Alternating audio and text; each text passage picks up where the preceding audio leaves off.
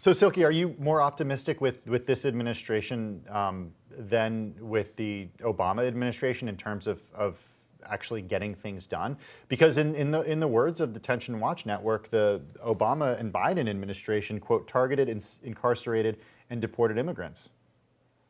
Yeah, I mean, I think it's hard to say completely what we're going to see. I mean, I think already we're seeing attacks on the moratorium and what we're negotiating.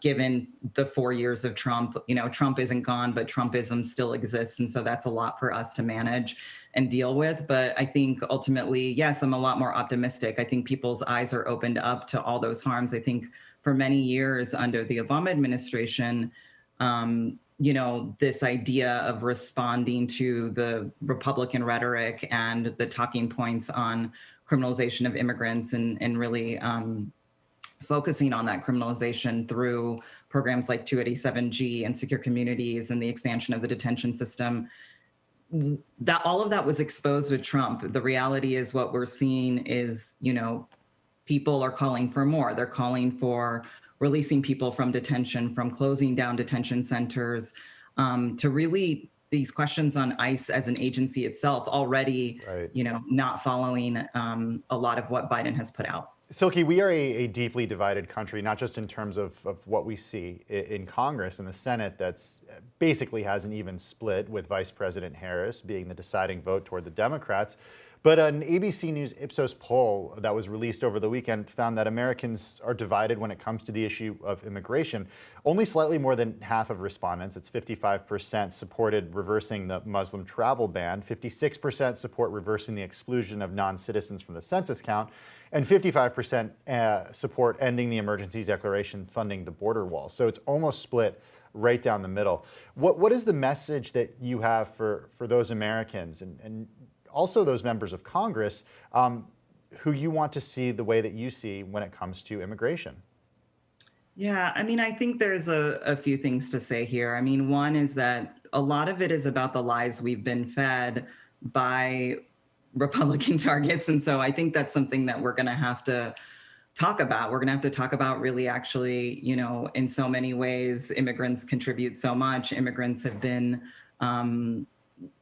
a part of this country. And also the US has played so much of a role in other parts of the world in terms of, imperialism, et cetera, and the impact that the US has had.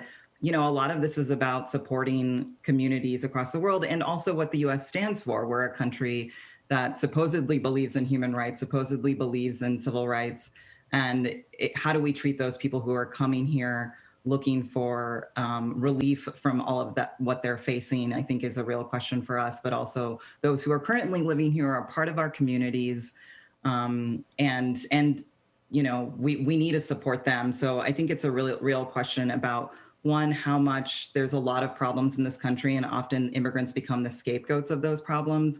And so really, going after that sort of myth that immigrants are the problem, but then also saying, what does it mean for the US as a country, in terms of the role that we've played across the world? How do we support folks who are coming, protecting them? What do we stand for? And really moving in that direction.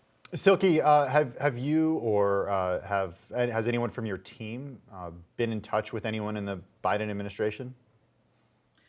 It's very early days, so not really. I mean, I think at this stage, so much has been shifting. There were a lot of conversations around the transition process, but obviously everything's shifting and folks are sort of getting into those roles. So we'll see what that engagement looks like. Under the Obama administration, there was some engagement that happened, but in many ways, it wasn't, a lot of it wasn't an effective strategy to move things. And so I think we hope to see something different here where we can work with the administration towards really reducing detention numbers, towards limiting enforcement, making sure that folks are protected as much as possible. Silky Shah, Executive Director of Detention Watch Network. Silky, thank you for your time and for joining us on Quick Take this afternoon.